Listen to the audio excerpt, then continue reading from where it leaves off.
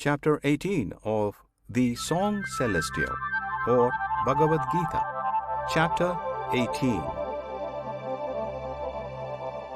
Arjuna asked, Fain would I better know, thou glorious one, the very truth, heart's Lord, of sannyas, abstention, and enunciation, Lord, tyaga, and what separates these twain. Krishna said, The poets rightly teach that sannyas is the foregoing of all acts which spring out of desire, and their wisest say, tyaga, is renouncing fruit of acts. There be among the saints some who have held all actions sinful and to be renounced, and some who answer, Nay, the goodly acts, as worship, penance, alms, must be performed. Hear now my sentence, best of Bharatas.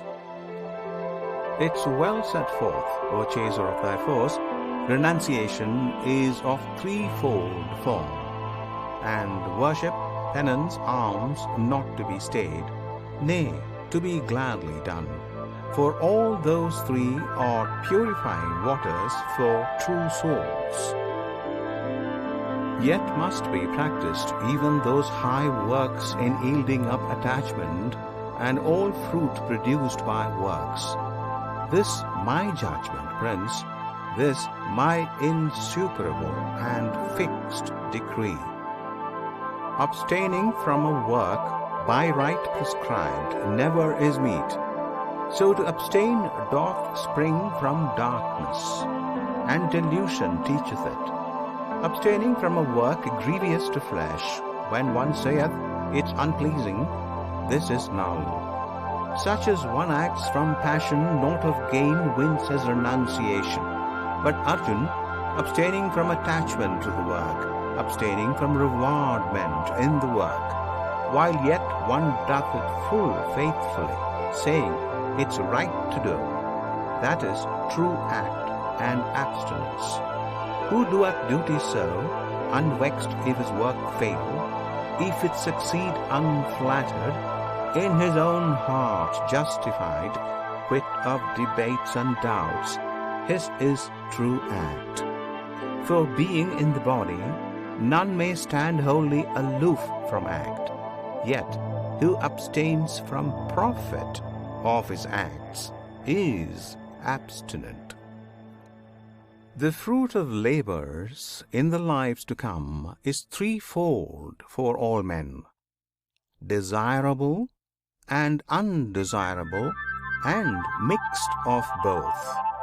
But no fruit is at all where no work was.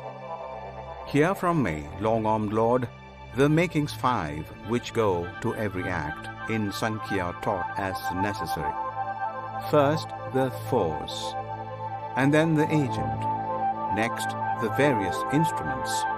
Fourth, the especial effort. Fifth, the God.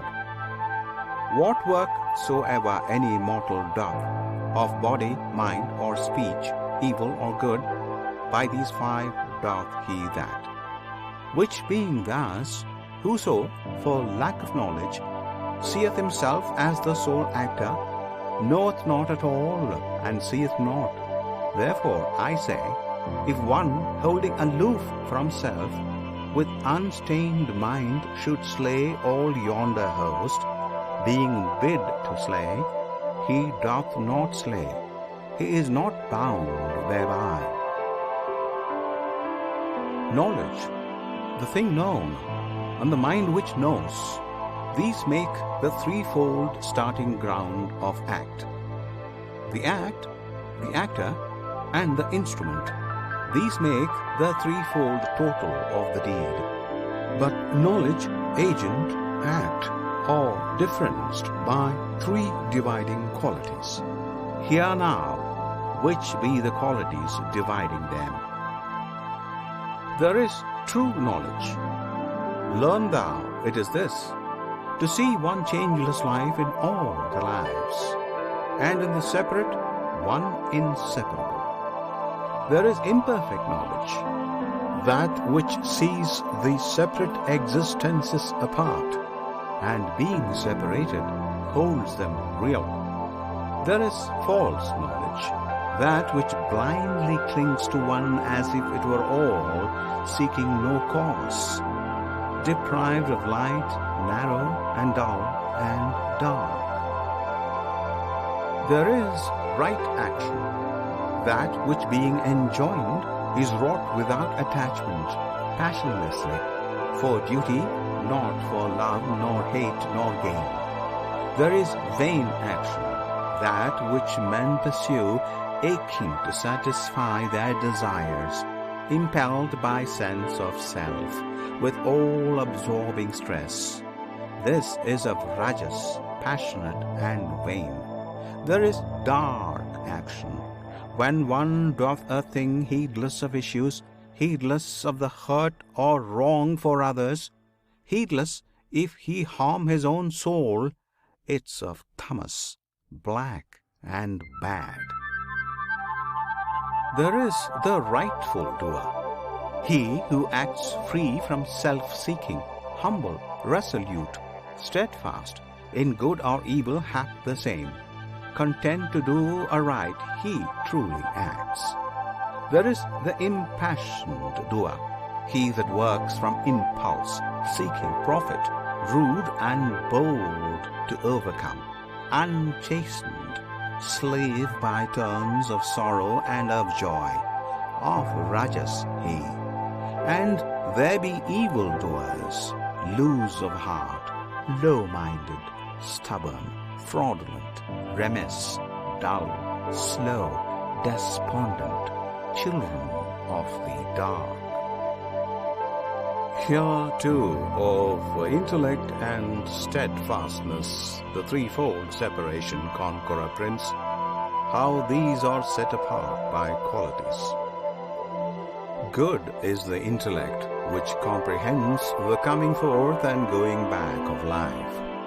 What must be done and what must not be done, what should be feared and what should not be feared, what binds and what emancipates the soul. That is Sattva, Prince, of soothfastness. Marred is the intellect which, knowing right and knowing wrong, and what is well to do and what must not be done, yet understands not with firm mind, nor as the calm truth is. This is of Rajas, Prince, and passionate. Evil is intellect which, wrapped in gloom, looks upon wrong as right, and sees all things contrariwise of truth. O Pritha's son, that is of Tamas, dark and desperate. Good is the steadfastness whereby a man masters his beats of heart, his very breath of life, the action of his senses, fixed in never-shaken faith and piety.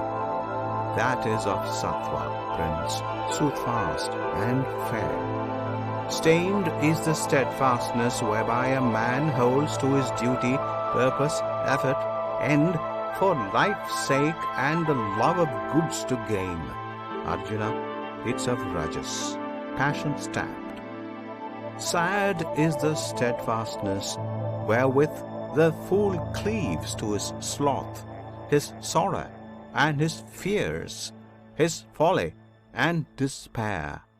This, Pritha's son, is born of Tamas, dark and miserable.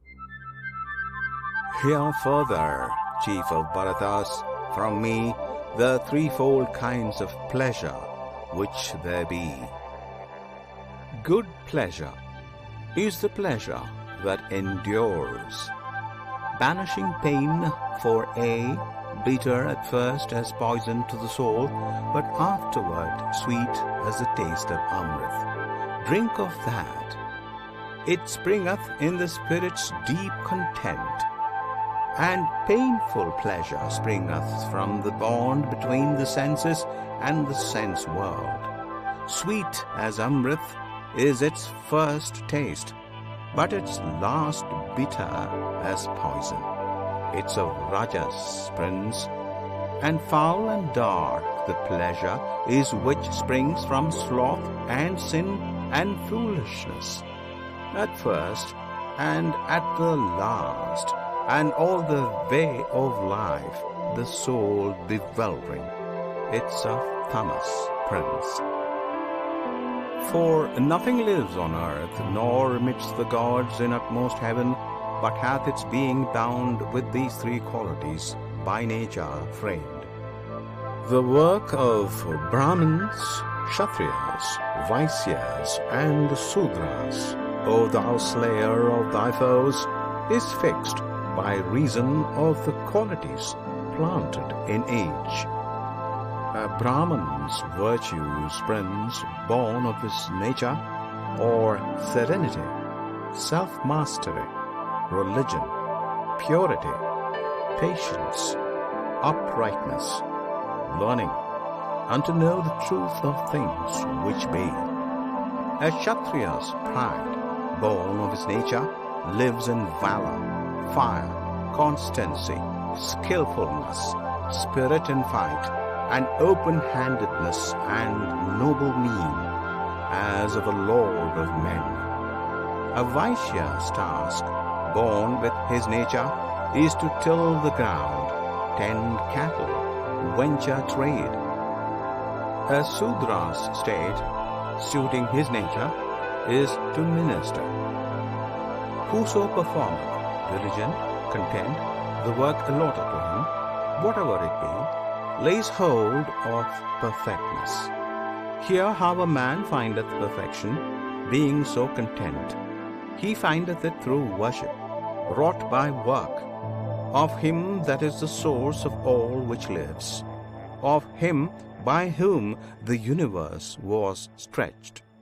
Better thine own work is, though done with fault, than doing others' work, even excellently. He shall not fall in sin who fronts the task set him by nature's hand. Let no man leave his natural duty, Prince, though it bear blame. For every work hath blame, as every flame is wrapped in smoke. Only that man attains perfect surcease of work, whose work was wrought with mind unfettered, soul wholly subdued, desires forever dead, results renounced. Learn from me, son of Kunti, also this, how one attaining perfect peace attains Brahma, the supreme, the highest height of all. Devoted, with a heart grown pure, restrained in lordly self-control, foregoing wiles of song and senses, freed from love and hate, dwelling amid solitudes in diet spare, with body, speech, and will tame to obey, ever to holy meditation vowed, from passions liberate, quit of the self, of arrogance, impatience, anger, pride, freed from surroundings, quiet, lacking naught, such a one grows to oneness with the Brahm. Such a one, growing one with Brahm, serene, sorrows no more, desires no more. His soul, equally loving all that lives, loves well me, who have made them, and attains to me.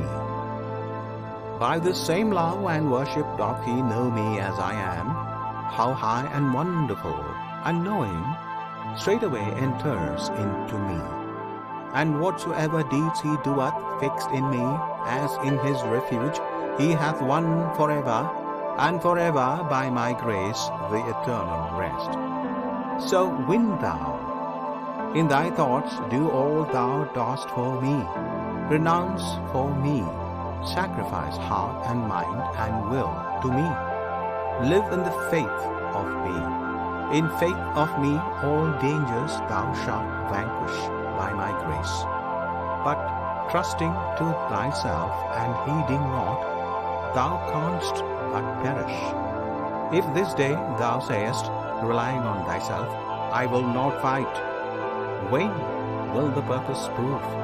Thy qualities would spur thee to the war. What thou dost shun misled by fair illusions, thou wouldst seek against thy will. When the task comes to thee, waking the promptings in thy nature set. There lives a master in the hearts of men, maketh their deeds by subtle pulling strings. Dance to what tune he will. With all thy soul trust him, and take him for thy succor, Prince. So only so, Arjuna, shalt thou gain, by grace of him, the uttermost repose, the eternal place. Thus hath been opened to thee this truth of truths, the mystery more hid than any secret mystery. Meditate, and as thou wilt, then act. Nay, but once more take my last word, my utmost meaning have. Precious thou art to me, right well beloved. Listen, I tell thee for thy comfort this: give me thy heart, adore me, serve me, cling in faith and love and reverence to me. So shalt thou come to me. I promise true, for thou art sweet to me. And let go those rights and writ duties. Fly to me alone. Make me thy single refuge. I will free thy soul from all its sins. Be of good cheer. Hide, the holy Krishna saith, this from him that hath no faith, him that worships not, nor seeks wisdom's teachings when she speaks. Hide it from all men who mock. But wherever, amid the flock of my lovers, one shall teach this divinest, wisest speech, teaching in the faith to bring truth to them, and offering of all honor unto me, unto Brahma cometh he. Nay, and nowhere shall he find any man of all mankind doing dearer deed for me, nor shall any dearer be in my earth. Yea, furthermore, whoso reach this converse, overheld by us upon the plain, pondering piously and fain, he hath paid me sacrifice. Krishna speaketh in this wise. Yea, and whoso full of faith heareth wisely what it saith, heareth meekly, when he dies, surely shall his spirit rise to those regions where the blessed, free of flesh, in joyance rest. Hath this been heard by thee, O Indian prince, with mind intent? Hath all the ignorance which bred thy trouble vanished, my Arjun? Arjuna said, trouble and ignorance are gone. The light hath come unto me by thy favour, Lord. Now am I fixed. My doubt is fled away. According to thy word, so will I do. Sanjaya said, thus gathered I the gracious speech of Krishna, O my king.